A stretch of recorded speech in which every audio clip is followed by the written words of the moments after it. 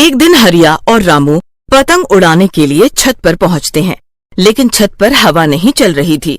ये देखकर हरिया उदास हो जाता है और रामू से कहता है, अरे रामू भाई, यहाँ तो हवा ही नहीं चल रही है, कैसे होगा? कैसे उड़ाएंगे पतंग हम इस हवा में? हरिया, तुम भी ना मेरे रहते कैसी बातें करते हो? अरे अगर आज पतंगबाजी का ओलंपिक हो जाए तो मैं वहां गोल्ड मेडल ले आऊंगा, समझे? देखो मेरी पतंगबाजी अब। हाँ। ऐसा कहकर रामू पतंग उड़ाने की कोशिश करता है, लेकिन काफी कोशिश के बाद भी पतंग नहीं उड़ पाती। ये देखकर हरिया हंसने लगता है और बोलता है,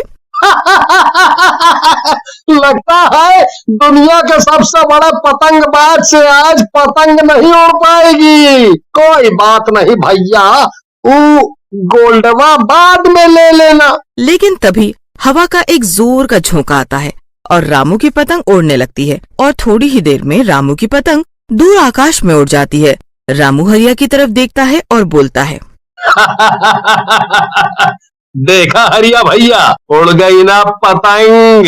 अरे इस दुनिया में कोई पतंग नहीं है जो मुझसे न उड़ पाए। रामू की पतंग आकाश में उड़ रही होती है। तभी उन दोनों को वहाँ एक और पतंग उड़ते हुए दिखती है। रामू पतंग देखकर बोलता है, अरे वाह, एक और पतंग। मजा आ जाएगा।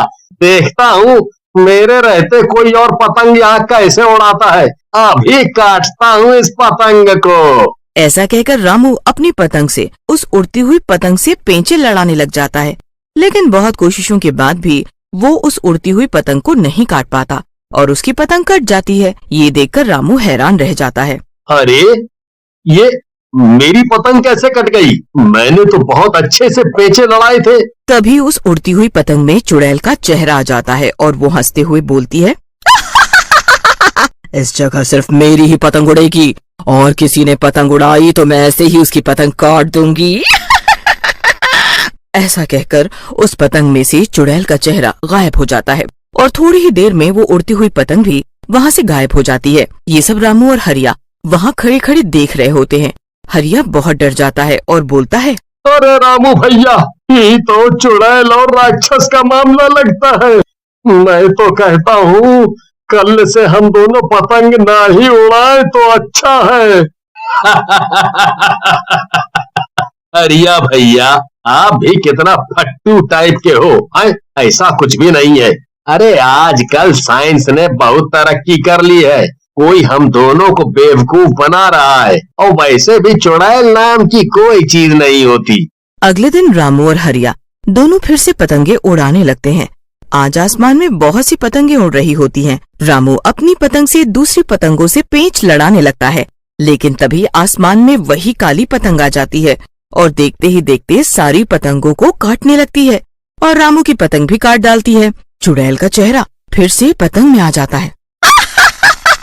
मैंने कहा था ना कि कोई भी पतंग मेरे रहते यहाँ नहीं रह पाएगी, मैं सबकी पतंगे काट डालूंगी। चुड़ैल को फिर से देख हरिया वहीं बेहोश हो जाता है। रामू पतंग की ओर देखता है और बोलता है, कौन कौन हो तुम और सब लोगों की पतंग क्यों काट रही हो? चुड़ैल रामू से बोलती है, मैं पतंग वाली चुड़ैल हूँ, इस जगह सिर्फ मेरी ही पतंग उड़ेगी और अगर किसी और ने यहाँ पतंग उड़ाई तो मैं उसकी पतंग काट डालूंगी। ऐसा कहकर चुड़ैल फिर से गायब हो जाती है। रामू बेहोश हरिया के पास जाता है और उसे उठाने लगता है, लेकिन काफी कोशिशों के बाद भी उसे उठा नहीं पाता है। अरे मर गया रे, ये डरपोक हरिया कितना भारी है रे, इतनी कोशिशों के बावजूद भी नहीं उठा पा रहा हूँ। लगता है 2-3 गांव वालों को बुला कर लाना पड़ेगा। ऐसा कहकर रामू गांव के अंदर गांव वालों को बुलाने के लिए चला जाता है। वहाँ उसे नंदू और चंपक मिलते हैं। वो दोनों भी उस चुड़ैल के बारे में ही बात कर रहे होते हैं। अरे चंपक भैया, मुझे भी वो मनहूस पतंग वाली चुड़ैल दिखी थी। वो मुझे धमकी दे रही थी कि अगर मैंने पतंग उड़ाई तो पतंग के साथ साथ मुझे भी काट डाले। सही कह रहे हो नंदू भाई, कल मुझे भी वही पतंग वाली चुड़ैल मिली थी और मुझे भी कह रही थी कि 1 फुट ऊपर से और 1 फुट नीचे से छोटा कर देगी। सही कह रहे हो, मुझे भी मिली थी वो पतंग वाली चुड़ैल, लेकिन हम लोगों को उस चुड़ैल से डरना नहीं चाहिए बल्कि उसका मुकाबला करना चाहिए। चुड़ैल से मुकाबला? ऐसी बातें कर रहे हो रामू भैया, हम लोग इंसान हैं, भगवान नहीं। चुड़ैलों से मुकाबला हम इंसानों के बस की बात नहीं है। खैर, आप बताओ यहाँ किस लिए आए हो? फिर रामू हरिया के बारे में उन दोनों को बताता है। फिर रामू, नंदू और चंपक मिलकर हरिया को उठाने के लिए जाते हैं, लेकिन काफी कोशिश के बाद भी वो तीनों भी हरिया को उठा नहीं पाते। ये देख चंपक बोलता है, हाय रे, मैं तो थक गया। ये हरिया कौन सी चक्की का आटा खाता है, उठ ही नहीं रहा है। अब क्या इसे उठाने के लिए क्रेन बुलानी पड़ेगी? लेकिन तभी हरिया को होश आ जाता है और वो बोलता है, अरे जरा उस चुड़ैल के बारे में सोचो, मेरे मोटापे और फट्टूपने के बारे में नहीं, समझे? अगर जिंदा रहे तो मजाक बाद में भी उड़ा लेना। हरिया की बात सुनकर बाकी के तीनों चुप हो जाते हैं और रामू हरिया से बोलता है, आप सही कह रहे हो हरिया भाई, हमें माफ कर दो।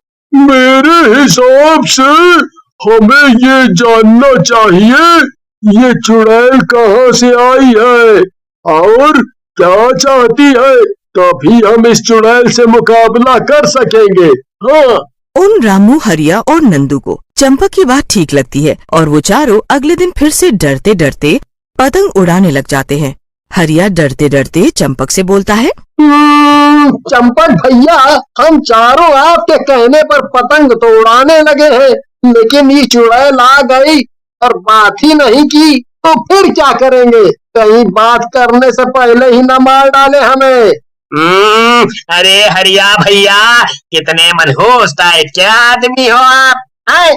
अरे शकल अच्छी नहीं है तो कम से कम बात तो अच्छी बोल लिया करो आप। रामू की पतंग हवा में उड़ने लगती है। तभी वही काली पतंग फिर से आ जाती है और रामू की पतंग को काटते हुए बोलती है, मैंने कहा था ना कि इस जगह पर सिर्फ मेरी ही पतंग उड़ेगी, सबकी पतंग काट दूंगी मैं। लेकिन चुड़ैल जी, आप आई कहाँ से हैं? रामू की बात सुनकर चुड़ैल बोलती है, मैं अपने गांव में सबसे अच्छी पतंग उड़ाने वाली लड़की थी, लेकिन एक दुष्ट लड़के ने मुझे हराने के लिए मुझे छत से ही धक्का दे दिया और मैं मर गई। तब से मैं भटक रही हूँ और किसी को भी पतंग नहीं उड़ाने दे रही। चुड़ैल की बात सुनकर रामू बोलता है, चुड़ैल जी, आपके साथ तो सचमुच बुरा हुआ। उस दुष्ट को आपके साथ ऐसा नहीं करना चाहिए था, लेकिन हमें तो पतंग उड़ाने दो। रामू की बात सुनकर चुड़ैल बोलती है, अगर तुम मुझे पतंगबाजी में हरा दोगे तो तुम पतंग उड़ा सकते हो, मैं यहाँ से चली जाऊंगी, और अगर तुम हार गए तो फिर यहाँ कभी पतंग नहीं उड़ेगी, समझे? बोलो बोलो, मंजूर है? लेकिन तभी रामू चुड़ैल को पतंगबाजी के मुकाबले के लिए हाँ कर देता है। रामू की बात सुनकर चुड़ैल हंसने लगती है और वहाँ से चली जाती है। हरिया, नंदू और चंपक रामू से बोलते हैं, अरे रामू भाई, ये कैसा मुकाबला है? भला इंसान कहीं चुड़ैल से जीतते हैं?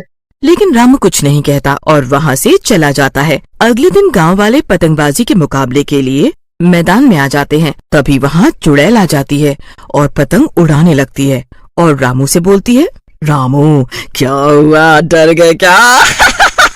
अब तक पतंग नहीं उड़ाई तुमने, बिना लड़े ही हार मान गए क्या? चुड़ैल की बात सुनकर रामू मुस्कुराते हुए पतंग निकालता है। पतंग पर भगवान शिव की फोटो बनी होती है। भगवान को देख चुड़ैल बोलती है, हाँ? तो तुझे भगवान शिव जिताएंगे?